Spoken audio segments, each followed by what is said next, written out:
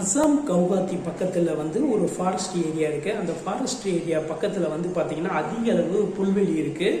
So பார்த்திங்கன்னா இமிடியேட்டாக அங்கே இருக்க மாநகராட்சிகிட்ட வந்து கம்ப்ளைண்ட் பண்ணுறாங்க, இந்த புல்வெளியை ஃபுல்லாக தேவையில்லாத புல்வெளியெல்லாம் நீக்குங்க அப்படின்ற மாதிரி சொல்லியிருக்காங்க. ஸோ மாநகராட்சி அங்கே இருக்க மாநகராட்சி மூலமாக அந்த புல்வெளியை நறுக்கிறதுக்கான வேலைகள் எல்லாம் நடந்துக்கிட்டு இருக்கு.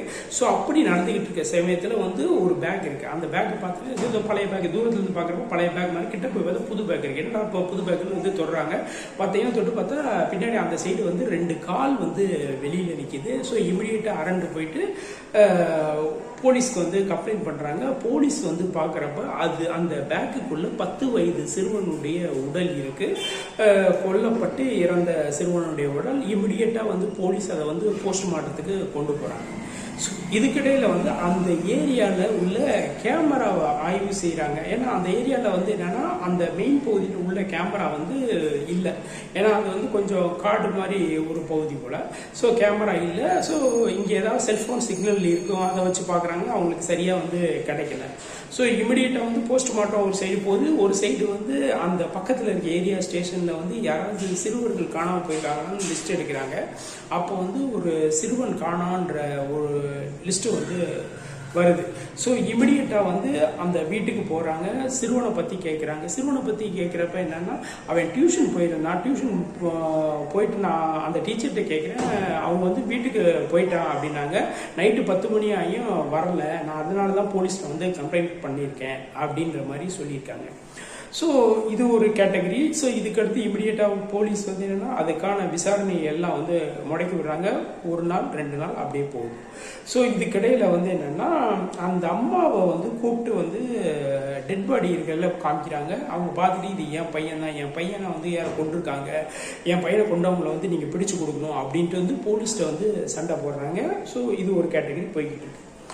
இந்த போலீஸ் வந்து என்னன்னா இந்த அம்மாட்ட பேசியிருக்காங்க. இதுக்கடுத்து வந்து பக்கத்து வீடு, எதிர்த்த வீடு, அப்படியே அந்த ஏரியா ஃபுல்லாக இவங்களை பற்றி வந்து கேட்குறப்ப என்னன்னா, இவங்களை பற்றி ஏற்கனவே போலீஸ் வந்து கேட்குறப்ப உங்கள் ஹஸ்பண்ட் என்னன்னா, எனக்கும் என் ஹஸ்பண்டுக்கும் கருத்து வேறுபாடு, அதனால வந்து நாங்கள் தனித்தனியாக இருக்கோம், பையன் என் கூட தான் இருக்கான் அப்படின்ற மாதிரி சொல்லியிருக்காங்க. ஸோ போலீஸ் வந்து பக்கத்து வீடு, எதிர்த்த வீடு எல்லாத்தையும் கேட்குறப்ப வந்து அப்போ வந்து வேறு சில விஷயங்கள் இருக்குது. அந்த அம்மாவை பற்றி சில தப்பான விஷயங்கள் சொல்கிறாங்க. அவங்க வந்து என்னென்னா, அந்த அம்மா வந்து ஒருத்தனுடைய நெருக்கமாக இருக்குது, ஒரு இல்லீகல் இருக்குது அப்படின்ற மாதிரி விஷயங்கள் வந்து தெரியுது. ஸோ இமிடியேட்டாக போலீஸ் வந்து என்னென்னா சந்தேகப்பட்டு அந்த அம்மாவுடைய ஃபோன் நம்பர் எல்லாத்தையும் ட்ரேஸ் பண்ணுறாங்க. ஸோ இந்த பையன் வந்து இறந்த டைம்னு ஒரு டைம் வந்து போலீஸ்க்கு கிடைக்கிது. ஸோ அந்த டைமில் வந்து என்னென்னா முன்னாடி வந்த கால், பின்னாடி வந்த கால் எல்லாமே வந்து சர்ச் பண்ணுறாங்க. அப்போ வந்து ஒரு மனிதனுடைய நம்பர் கிடைக்கிது. ஸோ இமிடியேட்டாக வந்து என்னென்னா இந்த அம்மாவை வந்து விசாரணைக்கு கூப்பிடுறாங்க. அவனையும் வந்து தனியாக விசாரணைக்கு உட்படுத்துகிறாங்க. ஸோ இந்த அம்மா விசாரணைக்கு கூப்பிட்டு வந்து கேள்வி கேட்குறப்பே இந்த அம்மா வந்து ஒத்துக்கிறது.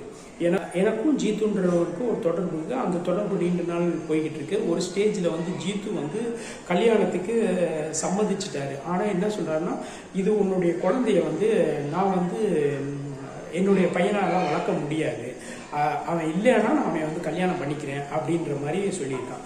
ஸோ இந்த பொண்ணு என்ன சொல்லுதுன்னா, நீயே வந்து இவனை கொன்று அப்படின்னு.